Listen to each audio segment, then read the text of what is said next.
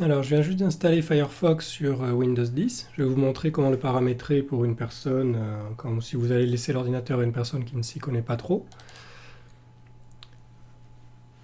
Alors, on va commencer par aller dans les paramètres, ensuite dans les modules complémentaires. Il n'y en aura qu'un ou deux vraiment téléchargés. Le principal, ce sera uBlock Origin.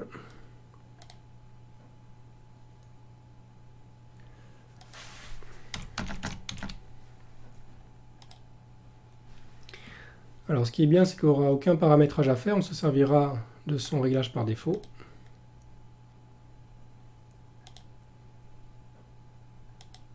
OK. Après, on peut le paramétrer de manière un peu plus drastique, mais ça risque de bloquer des sites et après, ça pose problème parce qu'il faut expliquer comment faire pour le désactiver, la création d'une liste blanche, etc. Donc, on reste avec les filtres basiques et ça suffira bien pour la plupart des utilisateurs. Ensuite, on va activer la barre personnelle. Voilà, à la rigueur avec la création de dossiers s'il y a beaucoup de favoris. Une autre chose qu'on peut installer comme extension, c'est une extension pour les zooms. Alors, Firefox n'a pas de fonctionnalité de zoom permanent. Ah oui, donc pour mettre le Microsoft a décidé que Edge allait se battre jusqu'au bout pour changer de lecteur. Non, je ne veux pas l'essayer, je veux modifier. Merci. Alors, donc au niveau des réglages, en général, il n'y a pas grand chose à toucher. Voilà, on va laisser tout par défaut. Ensuite, dans l'accueil, ça par contre, on va désactiver tout ça. Donc, parce que ça permet de mettre l'historique directement sur le nouvel onglet. Alors nous, on va vouloir une page blanche plutôt.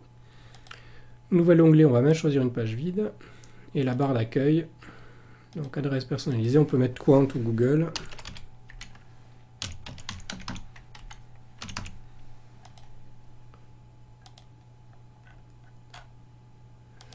Ensuite, dans la recherche, donc on peut laisser Google, à la rigueur. Alors on enlève tous les autres moteurs de recherche, comme ça il n'ira pas chercher des mises à jour. On laissera Google. Et même ici, à la rigueur, pour pas perturber la personne, on va mettre aussi Google ici. Alors au niveau de la vie privée, ce qui est bien avec cette nouvelle version, c'est qu'il y a des trackers qui sont disponibles. Il y a toute une régie de trackers qui est disponible. Par contre, il faudra cocher cette case pour que les cookies tiers ne soient pas acceptés. Donc provenant des trackers ici. Alors je ne sais pas si on peut voir la liste. Peut-être dans bot config, on peut voir ça. Donc ne mettez pas tous les cookies tiers, sinon ça risque de poser problème sur certains sites et vous allez avoir un appel comme quoi Internet ne marche pas.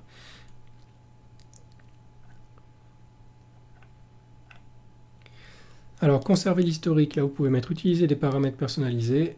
Vous pouvez décocher l'historique, les recherches, les formulaires, etc. S'il y a plusieurs utilisateurs sur la machine. Et dans la barre d'adresse, du coup, on peut laisser que les marque-pages, même s'il n'y aura pas d'historique. Le compte Firefox, c'est pas la peine. Alors oui, donc pour le zoom, alors vous avez le choix. Soit vous pouvez configurer dans les paramètres d'affichage, il y a une mise à l'échelle ici qui permet d'augmenter le zoom sur tous les programmes de Windows. Ou sinon, on peut utiliser une petite extension.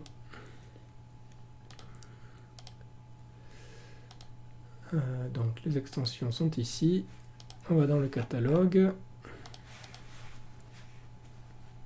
Ça s'appelle Zoom ZE, je crois. Voilà, Zoom page WE.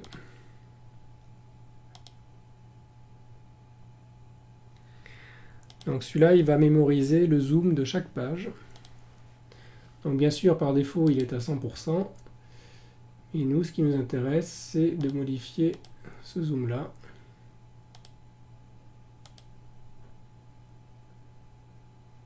Alors je vais le faire plutôt dans les paramétrages ici, de l'extension, options, voilà. Alors normalement j'ai le zoom par défaut. Alors on va le mettre à 150% par exemple. Peut-être un peu élevé, 130. 3.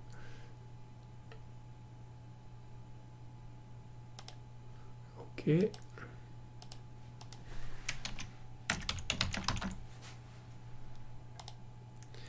Voilà, donc là vous allez avoir un zoom permanent sur tous les sites qui seront visités avec ce navigateur.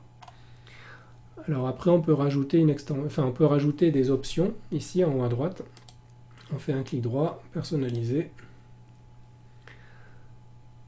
Alors ici il y a le niveau de zoom qu'on peut rajouter ici.